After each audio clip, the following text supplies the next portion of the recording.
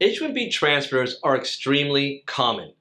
I get them all the time, and clients are always looking to find the next step in their career that's going to advance them financially as well as in their career path, but also accept their H1B.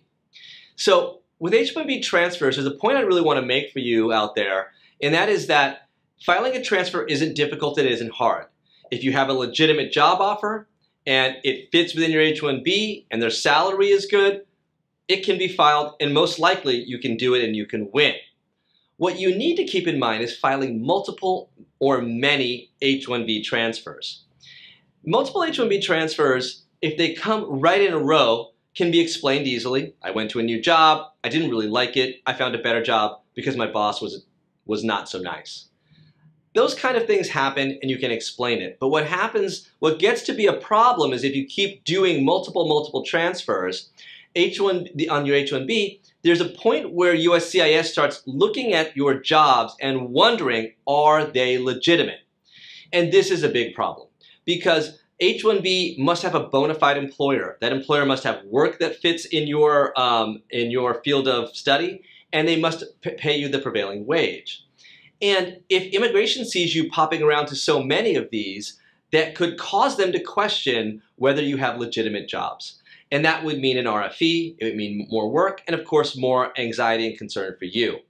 Typically when I have clients with these kind of issues, I do talk to them about it to advise them as best I can on what's the best route, whether they should wait, hold off, or look for another opportunity in the future.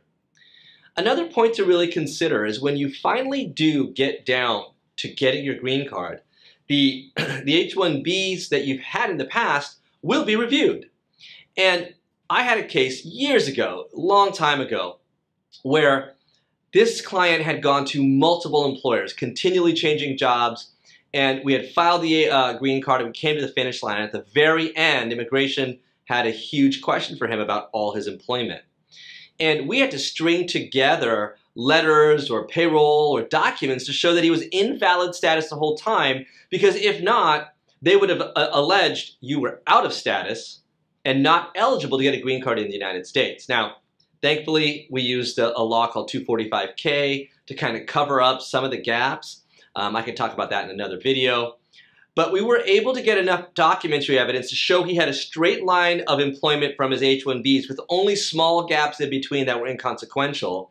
And we were able to argue that he was approved by immigration in each instance to change employer in the United States.